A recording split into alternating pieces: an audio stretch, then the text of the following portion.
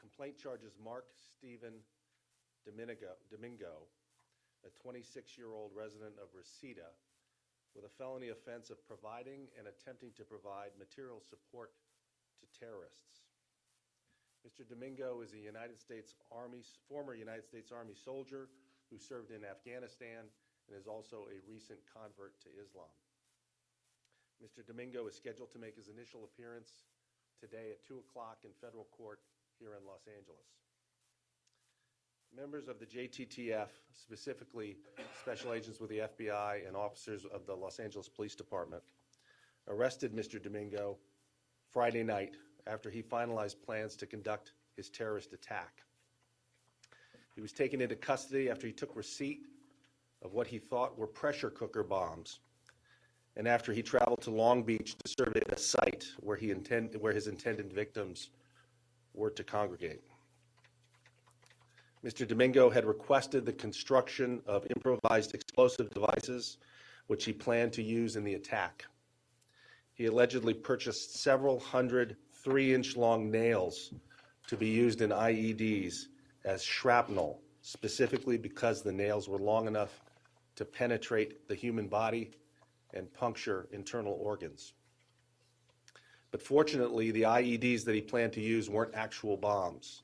They were inert devices provided by the FBI that posed no danger to the public. They were delivered by a person Mr. Domingo thought was a Confederate, but who was in fact an undercover law enforcement officer. I want to emphasize that there is no ongoing threat to the public related to this matter. There are no known co-conspirators, and Mr. Domingo was under constant surveillance by authorities as he prepared his attack. In short, this is a case in which law enforcement was able to identify a man consumed with hate and bent on mass murder and stop him before he could carry out his attack. Nevertheless, the criminal case outlines a chilling terrorism plot that developed over the past 2 months and targeted innocent Americans that he expected to gather this past weekend. At times, Mr. Domingo said that he wanted to kill Jews as they walked to synagogue. At other times, he said he wanted to kill and target police officers, attack a military facility, or attack crowds at the Santa Monica Pier. He even wanted to murder a neighbor, which he said could serve as a prelude to a much larger attack. All of these plans were related to Mr. Domingo's stated belief in violent jihad and that Americans should pay for attacks on Muslims around the world. Following the attack at 2 mosques in New Zealand last month, he wrote, quote, "There must be retribution," unquote. Earlier, Mr. Domingo wrote, quote, "America needs another Vegas event," unquote, referring to the 2017 mass shooting in Las Vegas that killed 59 people. Mr. Domingo repeatedly spoke about becoming a martyr, and at one point he said he would pledge allegiance to ISIS if they managed to create a president of the United States. The criminal complaint describes how the FBI learned of Mr. Domingo's online support for violent jihad.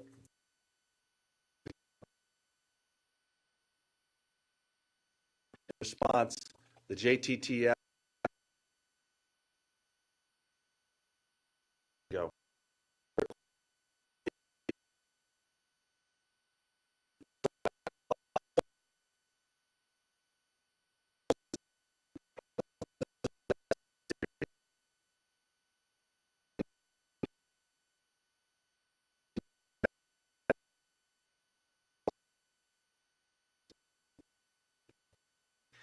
to mulch the nails that were to be placed inside the IEDs and made sure they were delivered to the purported bomb maker, further offering to buy additional parts for the IEDs if needed. He inspected remote control devices that he hoped could be used to detonate the bombs from a distance. He even considered a backup plan to target another political rally in the case that the primary target in Long Beach was canceled or delayed, even as he lamented that the backup site was in an open location which would minimize the impact of the blast. According to court documents, Mr. Domingo carefully considered implementing the plan, specifically saying he wanted to sleep on it for a few days.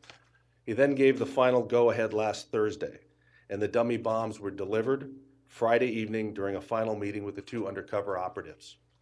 Mr. Domingo received instructions on how to detonate the devices he believed to be bombs, and then he drove with the two purported Confederates to Long Beach, where they walked around the area of the planned rally to find places to plant the bombs where crowds would likely gather in order to inflict the maximum number of deaths. He was arrested shortly thereafter. This case demonstrates the value of the Joint Terrorism Task Force and the cooperative efforts of federal and local law enforcement agencies. Diligent work by the FBI was the first step in uncovering and ultimately disrupting a terrorist plot that had the potential to cause significant bloodshed. From there, all levels of law enforcement worked together to uncover and disrupt a plot that sought to do significant damage to the people of the United States. While we always have to remain vigilant, we can all sleep a little bit better, knowing that the FBI and our local law enforcement agencies are working around the clock to keep us safe. We owe an enormous debt of gratitude to all of our law enforcement officers for stopping this terrorist in his tracks. Thank you, and at this time, I'd like to turn it over to Special Agent in Charge, Ryan Young.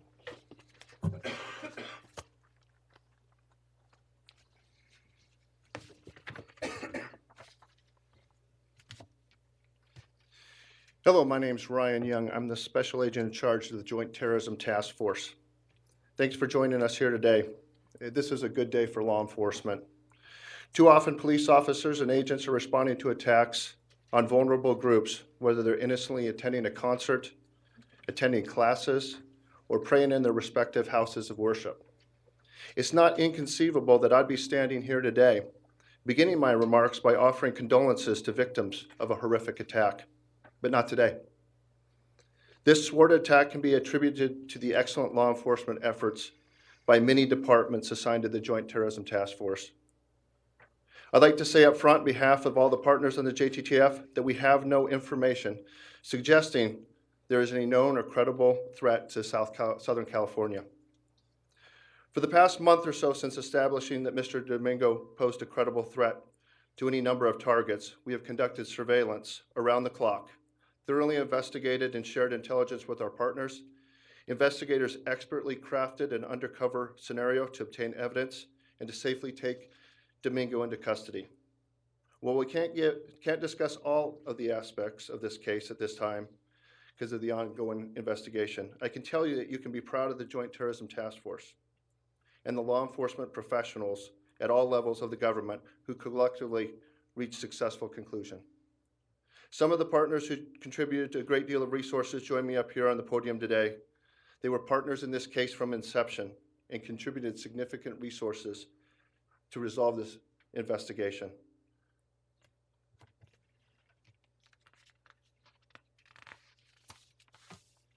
Some of the unsung people in cases like this are the line agents and detectives, the bomb technicians, surveillance teams, technical teams, analysts, and the many others who manage the various moving parts. Since the minute the JTTF established a credible threat to the defendant's intentions, we covered him 24/7. At no time were we in the dark. We thoroughly investigated as the undercover case was built and sought evidence of any potential assistance he may be receiving, physically, financially, or otherwise. I'd like to speak briefly about the motivation. While there is a great deal of detail in the criminal complaint that will inform you, I will point out that we are continuing to process and exploit his digital media and conducting interviews of associates close to him. Through the process, we'll paint a clearer picture of what motivated him, but this time we believe he was conducting an attack to weaken the United States and retaliate against Americans for what he perceived to be violence incurred by U.S. actions around the world. In addition, the defendant expressed a desire to retaliate for the New Zealand attack. The defendant claimed he would swear allegiance to ISIS if they formed in the United States and praised the leader of ISIS, al-Baghdadi. Domingo, in recorded conversations with the source, talked about attacking churches, Jews, police, and military officers. It's not always simple to put an ideology into a distinct category, particularly when you're dealing with an alleged criminal behavior and, in many cases, a perverted view of the world and a twisted interpretation of religion. In closing, I'd like to provide an update on the investigation. Following the arrest Friday evening by the FBI SWAT team, investigators conducted a search of the subject's residence and vehicle. During the search, 3 of the known firearms belonging to the subject were located, including a Century Arms Wassenaar arrangement, AK-47 style rifle, a Tulski Karavan SKS semi-automatic rifle, and a Zastava M48 bolt-action rifle. Additionally, JTTF investigators found ammunition, high-capacity magazines, and numerous large fireworks. These items were seized as part of the digital evidence, and the fireworks were turned over to the Special Agent bomb technicians, and the firearms were turned over to FBI firearms instructors for further analysis. We're releasing a photograph of Domingo in the event anyone has information that might assist the JTTF in this investigation. Domingo was an active duty U.S. Army infantry, assigned to Fort Campbell, Kentucky, and then spent time in the military. He was deployed to Afghanistan for 4 months in the fall of 2012.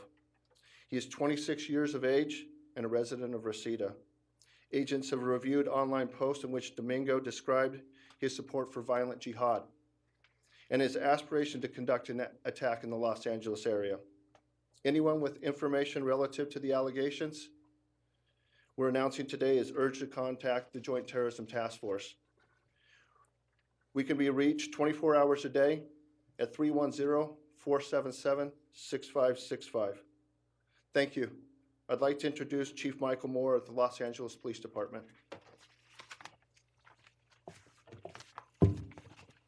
Thank you, Ryan. And to U.S. Attorney Hanna, I stand here as a member of the local law enforcement network of the fabric of Los Angeles, of men and women of local law enforcement that finds it not just a privilege, but an honor to work alongside our federal and state counterparts. Today is an example of a number of things, one of which is the complexity of the violence in which we deal with. Secondly is that the framework that our government has put together in the aftermath of 9/11 is working, that the investment in agencies sharing information, working together towards the common goals of keeping our community safe, rely upon an openness and a willingness to partner that I'm proud of here in Los Angeles, I believe can operate without peer. I'm also thankful today to rest a little easier that this plot was not just interrupted, but that we will bring a man to justice who've tried to inflict such pain and such injury and such just outright hate here in our communities. And that's in the backdrop of seeing instances of hate against every community of this great United States. By twisting an ideology, by twisting an application of rationalization or of justification. And so while the network today of our Joint Terrorism Task Force, each law enforcement partner in concert with our U.S. Attorney, has successfully identified and will bring to justice this individual. What I will leave you with is that is only one part of any solution. Because we know that there are others out in our communities that will find some rationale in some twisted manner to go out and act in a manner similar to this man. And what is really needed is a continued vigilance of each of our communities, of each of our houses of faith, of each American to know that this is not television. This is not something in Hollywood. This is a reality in the time in which we live.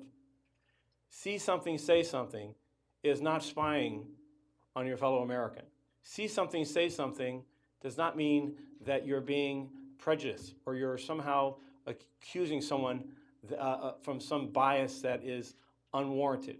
See something, say something recognizes that in today's time, with instances in which individuals lose track of what is right and what America stands for, and they launch off down a rabbit hole that will deliver violence to innocent individuals, requires a public to step forward and demands a public to work cooperatively and willingly with law enforcement so that we can bring resources to bear and protect all of our communities.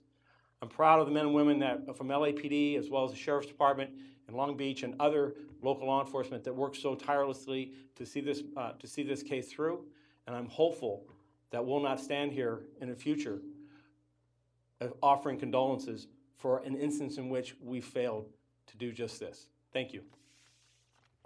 Great. This time we'll take a few questions. So, can you tell us where he was posting messages of, when he talked about another American, another Las Vegas event, and calling for retribution for the New Zealand mosque attacks, and how was it that the FBI then made contact with him and opened up a conversation, dialogue with him, and also that was some hard question. And had the FBI not done that, been able to do that, how do you think he would have been able to find other real Confederates to carry out his intention? Well, we're not going to talk about the specific online forum, but in terms of the contact, I'll defer to the FBI on that. I was going to say, different chat rooms. He was on different chat rooms, made statements. Yes, I understand. Going back to your question, can you give me the second part? So, had the Joint Terrorism Task Force under the FBI not been able to make contact with him and sort of intervene with him and engage him, had that not occurred, do you think that he would have really been able to find other real Confederates, people who were able to build bombs for him and deliver bombs to him? That's the risk. That's the risk. We don't know what we may miss, but in some of these violent chat rooms, they find a lot of like-minded individuals, and at that point, he could have brought somebody else in, but luckily it was us being vigilant and making contact with them so we could further this investigation. With that in mind, are you considering him to be a lone wolf at this point? Yeah, we believe we caught him very, very early when he started the attack. Throughout the course of the investigation, we found no other co-conspirators, and we had thorough and exhaustive coverage of him. Is it accurate to describe him as radicalized? And if so, when do you guys believe that happened? And how long ago did he come on your radar? How long have you been working on this? I was going to say, he came on our radar just a couple days before the New Zealand attack. At that point, with pretty violent statements. Is it accurate to describe him as radicalized? So that term is thrown out a lot, but would you? I would say yes. I was going to say our biggest fear is this was a rapid, what we call radicalization to mobilization to violence. This was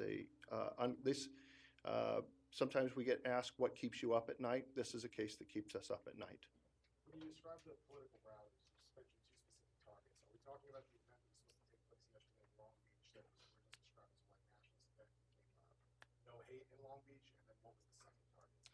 I think the second target he talked about was another similar rally in Huntington Beach. This would be one the anti-sanctuary statement on Saturday? One Saturday in Long Beach and the other one on Sunday, yes. Have you ruled out particular links to ISIS already, or are you investigating that still? And also, do you see his planned attack on the rally or rallies as a direct retribution to New Zealand, or New Zealand was just one of the motivating? As outlined in the criminal complaint, there were a number of motivating factors, one of which was his ideology, the other was the events in New Zealand. And the first question? Which was, again? Have you ruled out links to ISIS? We have not identified any in the criminal complaint. That's all I'll say. The affidavit mentioned that he was looking at a variety of places as well, putting Santa Monica here. It sounds like he was definitely targeting Long Beach. How close was he potentially to some of these other places mentioned in the affidavit? Well, that's the issue as to when he goes operational. We believe that at the time on Friday, when he picked up the devices and went and scoped out the site to pick locations to plant the devices, that was the time to take him down. He also talked about pulling up next to a police car and shooting and assassinating police officers, and he had weapons to do that. Was that more? Okay, so I guess my question following to that is, was that more in the idea stage or something that he could have pulled off? He had the weapons, he had the ammunition. He was nobody's radar screen prior to this. I mean, he didn't have anything at all that would have led you to. I'm sure you get plenty of this type of chat on these so-called chat rooms. So nothing in this background. And what was All I'll say is that the postings online were violent and talked about retribution and killing people, and that was enough to start the investigation. Yes. Yes, I'm sorry. Could you just explain why this particular charge was brought, and if it's in support of terrorists, who are they? Do you have to say? For purposes of this charge, for this criminal complaint, it's sufficient that he identified his ideology and that he was doing it in furtherance of his ideology. We expect the case will be presented to a grand jury, and there may be additional charges at that time. Do we think he was targeting the groups holding these rallies for a specific political reason, or he was just looking for large crowds to attack? Those are two very different ideologies between the two names. I don't want to speculate more than other than what's in the criminal complaint at this current time. Well, Yes, sir. then along those lines, did you warn the very right, anti-immigrant group not to show up at the Sunday rally? Did you intervene? There was no danger. We took him off on Friday. He was under arrest on Friday, so there's no danger to the Sunday rally. How long did he serve in the military? And were there any hints that there may be an issue? Was he dishonorably discharged, or was he honorably discharged? All I can say is that we know he served in Afghanistan from late 2012 to early 2013 and left the military shortly after that. Other than that, I'm going to refer you to the Department of Defense with respect to his conditions of discharge. Great. Anything else? Thank you, everyone. Thank you.